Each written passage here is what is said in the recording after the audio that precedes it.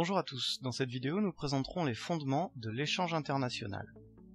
Les échanges internationaux se justifient par les avantages que peuvent en retirer les différentes parties, que ce soit pour se procurer ce que l'on n'a pas, exploiter la possibilité de se spécialiser dans certains secteurs d'activité, échanger des produits similaires ou tirer profit de la division internationale des processus productifs. L'échange international ne peut se développer que s'il est profitable. Voyons pour commencer pourquoi l'on peut dire que les échanges sont nécessaires pour tous les pays. La justification la plus évidente de l'échange international trouve son fondement dans les ressources limitées dont dispose chaque pays.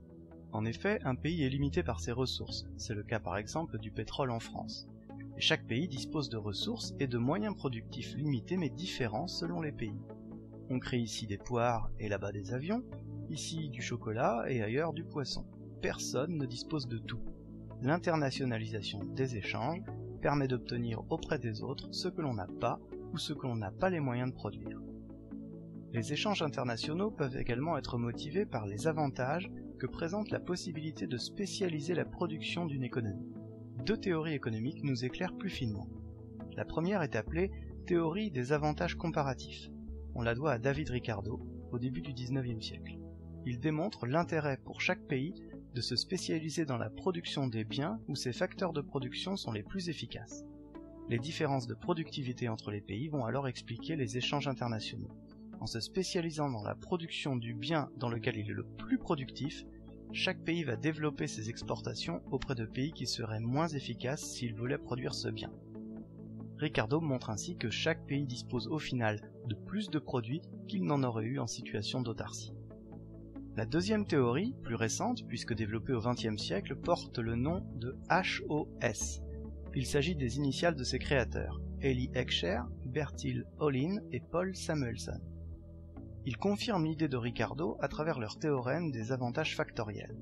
D'après celui-ci, chaque pays a intérêt à se spécialiser dans les productions pour lesquelles il dispose de la dotation de facteurs de production la plus avantageuse. Ainsi, un pays à forte population doit se spécialiser dans une production qui nécessite beaucoup de main-d'œuvre. Un pays qui dispose de beaucoup de capital privilégiera les productions à forte intensité capitalistique. Là encore, ce type de spécialisation internationale permet à chaque pays de disposer, en échangeant, de plus de biens qu'il n'en aurait eu en autarcie. Cependant, ces théories souffrent des observations qu'on peut faire de la réalité des échanges. En effet, on peut tout à fait se demander pourquoi les pays échangent entre eux des produits similaires.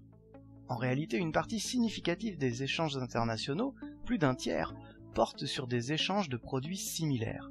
Ni les différences de ressources naturelles, ni les spécialisations productives des économies ne peuvent apporter des explications à ce type d'échange qualifié d'intra-branche, par opposition aux échanges de produits différents qualifiés d'échanges interbranches.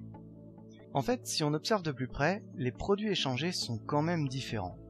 On constate d'abord une différenciation verticale des produits. Des produits d'apparence similaire peuvent se distinguer par leur niveau de qualité. C'est le cas des vêtements qui peuvent être bas de gamme, ou par exemple des vêtements de luxe. Et puis de l'autre côté, il y a aussi une différenciation horizontale des produits.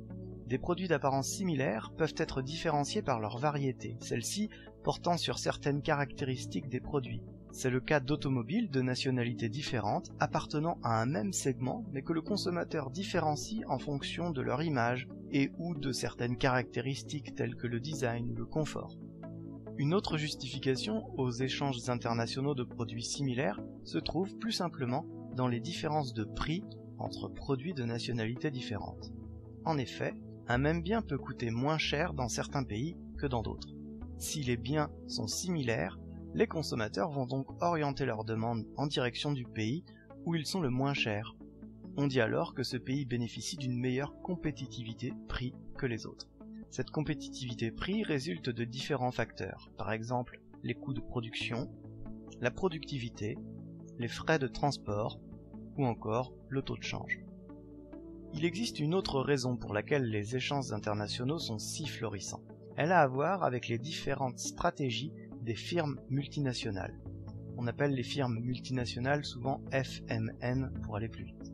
Le phénomène dont je veux parler ici est appelé division internationale des processus productifs. On l'abrégera plus simplement en DIPP.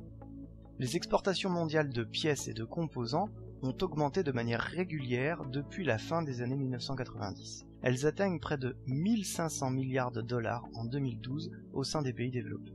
Ce phénomène est encore plus marqué au sein des autres pays en développement, particulièrement chez les BRICS. On constate donc une nette intensification de la DIPP. De nombreuses firmes multinationales échangent via des filiales à l'étranger des pièces et des composants pour se les procurer là où ils sont le moins chers et les assembler là où ce sera le moins onéreux. On distingue 4 principales stratégies visant à exploiter cette DIPP. La stratégie d'approvisionnement, qui consiste à produire à l'étranger des produits primaires pour répondre aux besoins des industries de transformation. La stratégie de marché, qui vise à produire à l'étranger des biens de consommation ou d'équipement plutôt que d'y exporter pour élargir les débouchés. La stratégie de rationalisation, qui amène à produire à l'étranger, notamment dans les pays à bas salaire, pour réduire les coûts de production puis à exporter ces produits. Et enfin, la stratégie de globalisation ou de transnationalisation, qui cherche à unifier les produits sur le marché mondial que l'entreprise considère maintenant comme un marché unique. Ces différentes stratégies mises en œuvre par les FMN peuvent bien sûr être combinées. Au final, ce phénomène illustre bien la notion de produit made in the world.